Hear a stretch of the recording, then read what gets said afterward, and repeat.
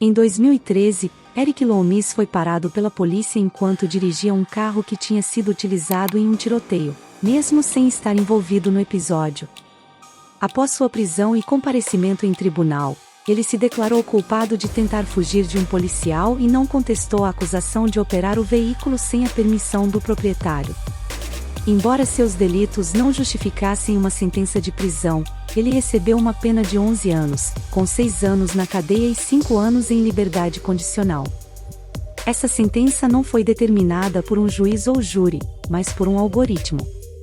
O juiz do caso Loomis decidiu que ele apresentava alto risco de reincidência com base no algoritmo Compass, um sistema de avaliação de risco utilizado para gerenciar perfis de ofensores.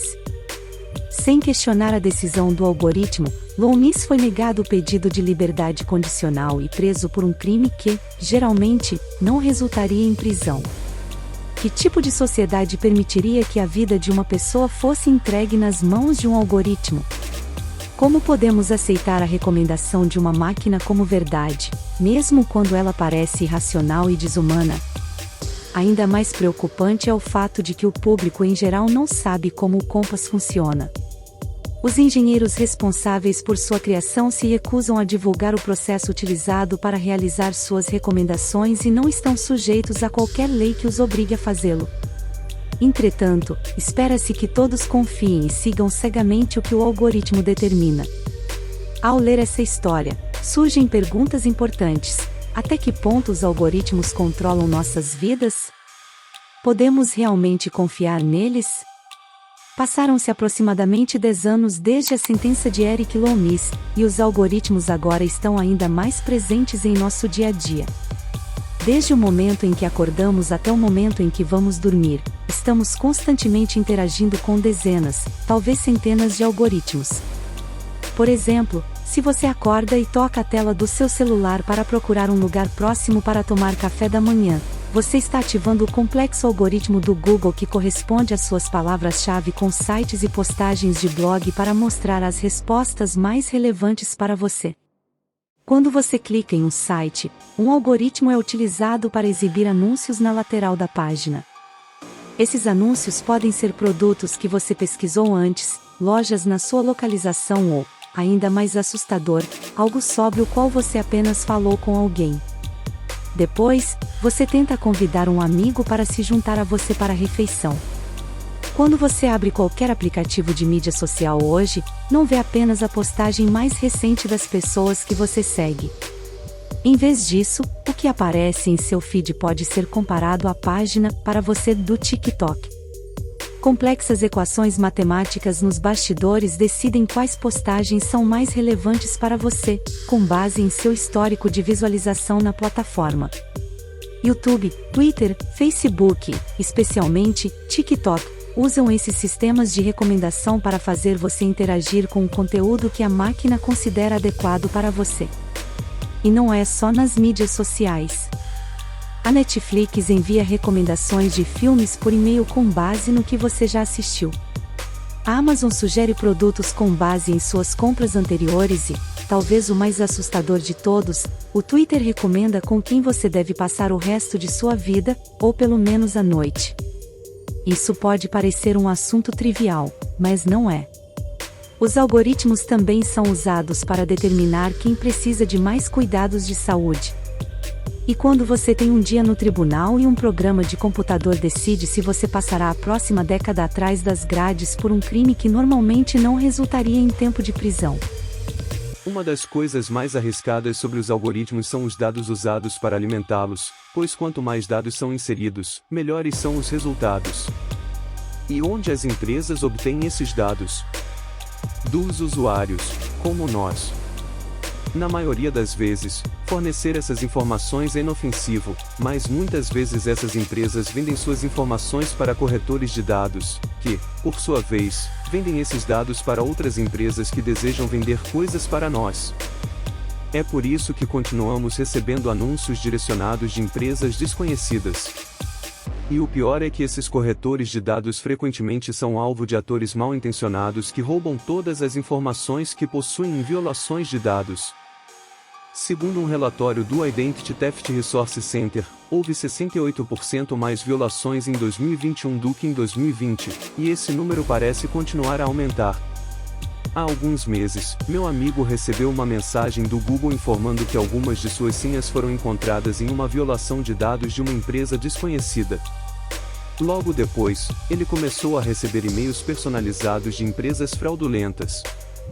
É assim que os golpistas conseguem descobrir nosso número de telefone, nome e até mesmo nosso endereço. Não estou afirmando que todos os algoritmos são maus e devemos nos livrar deles, mas precisamos reconhecer que eles são uma faca de dois gumes. Eles podem nos ajudar a encontrar o que precisamos e a tomar decisões informadas, mas também podem ser prejudiciais à nossa sociedade se não forem utilizados com cautela. O que mais me preocupa é a maneira como os algoritmos são construídos e alterados em uma caixa preta, com pouca supervisão. Os engenheiros por trás deles decidem o que vemos e o que não vemos, classificam, ordenam e filtram, sem transparência. Nem mesmo o governo sabe como eles funcionam e o que está acontecendo nos bastidores. E se eles soubessem, seriam capazes de entender. A própria equipe de engenheiros muitas vezes não sabe por que um algoritmo se comporta de certa maneira, já que utilizam a inteligência artificial em aprendizado de máquina, o que pode tornar os resultados imprevisíveis e misteriosos. Eles se tornam uma caixa preta para todos, inclusive para quem os criou. Quando empresas como o Google ou o Facebook são questionadas sobre suas plataformas após algo terrível acontecer, elas se escondem por trás do mito do algoritmo, como se fosse algo frio e imparcial, como se fosse racional como humanos, e não como máquinas. Mas essa ideia é potencialmente perigosa. Pensamos que os algoritmos são pilares da objetividade, incapazes dos preconceitos que corrompem a sociedade humana. Mas eles realmente são imparciais? São instrumentos de racionalidade pura? Infelizmente, a resposta é não. Por mais que as empresas de tecnologia queiram que acreditemos nisso, a verdade é que não são. É hora de começarmos a fazer mudanças na forma como interagimos e usamos esses sistemas. Precisamos de mais transparência e supervisão na criação e alteração dos algoritmos. Precisamos entender como eles funcionam e como eles podem afetar nossa sociedade. Não podemos simplesmente confiar cegamente neles e esperar que tudo dê certo. É nosso dever como sociedade fazer uso dos algoritmos de forma ética e responsável, para que possamos colher os benefícios sem prejudicar os outros. Quando os engenheiros escolhem classificar e ordenar, eles usam classificações pré-existentes que já estão cheias de preconceitos. E existem métodos de ordenação que podem ter consequências negativas reais. Em 2019, um algoritmo foi usado em mais de 200 milhões de pacientes em hospitais dos Estados Unidos para determinar quem precisaria de mais cuidados. Embora a raça não estivesse incluída nos critérios, pacientes negros foram discriminados pela máquina mesmo assim. Foi determinado que eles precisariam de menos cuidados do que pacientes brancos. Como isso aconteceu se a raça nem sequer foi uma entrada? Você pode perguntar. Bem, embora a raça não estivesse diretamente na equação, as despesas anteriores com cuidados de saúde foram um fator determinante na decisão de se alguém precisaria de mais cuidados. E como os pacientes negros historicamente gastaram menos em cuidados de saúde, os resultados foram que eles precisavam de menos cuidados e conclusões erradas e gerais para situações que deveriam ser avaliadas caso a caso. Embora o preconceito racial não fosse intencional, ainda ocorreu como resultado dos projetos dos engenheiros. É por causa de problemas como esses que não podemos nos esconder atrás do mito da máquina infalível. Preconceitos como esses existirão nas máquinas enquanto os humanos forem os que as constroem. E existe um viés que existe em quase todos os algoritmos que usamos hoje com consequências muito maiores. Meta, Twitter, Google, Amazon, Netflix, Tinder. A maioria das empresas de tecnologia e as plataformas que oferecem a você e a mim como serviços projetam seus algoritmos para maximizar uma coisa e uma coisa sozinha: lucro. Essas plataformas geram receita principalmente vendendo anúncios. E para gerar mais receita de anúncios, eles tentam mantê-lo em suas plataformas por mais tempo, porque quanto mais tempo você estiver lá, mais anúncios você verá e mais dinheiro eles ganharão. Tome o YouTube, por exemplo. Existem 3 coisas principais que fazem qualquer vídeo bem-sucedido na plataforma: taxa de cliques, tempo de visualização e tempo de sessão. Então, o que o YouTube se importa é se você consegue fazer as pessoas começarem a assistir ao seu vídeo. E pode mantê-los assistindo o maior tempo possível para que possamos servir mais anúncios a eles? Na maior parte, isso funciona como deveria e as pessoas são servidas com conteúdo que apreciam, mas que nunca teriam encontrado por conta própria.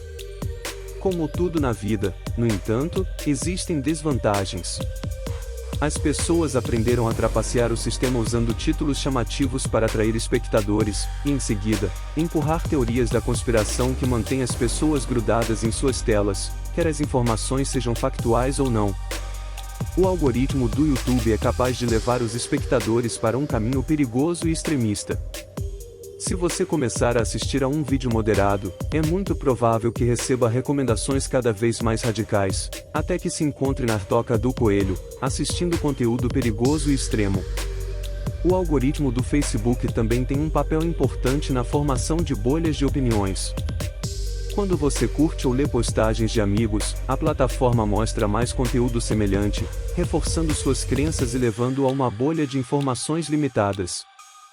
O objetivo desses algoritmos é mantê-lo na plataforma por mais tempo, mas isso pode levar à consolidação de crenças prejudiciais em vez de desafiá-las. Parece que esses algoritmos estão programados para criar problemas sociais em nome do lucro. Mas será que podemos culpar apenas os algoritmos por isso? Talvez a culpa seja de quem os criou e os usa para manipular nossos comportamentos e opiniões. É hora de questionar a ética por trás desses algoritmos e garantir que sejam projetados para o bem social, e não para o lucro egoísta de algumas empresas. Essa é uma questão complexa que não pode ser respondida com uma simples afirmativa. Por um lado, os algoritmos podem ser vistos como ferramentas neutras que são projetadas para atender a determinados objetivos. Por outro lado, as empresas que criam esses algoritmos podem ser motivadas pelo lucro e pelos interesses próprios, o que pode resultar em consequências negativas para os usuários. Obrigado por assistir até o final. Se gostou, deixe seu like, curta e compartilhe, e até o próximo vídeo misterioso do nosso canal.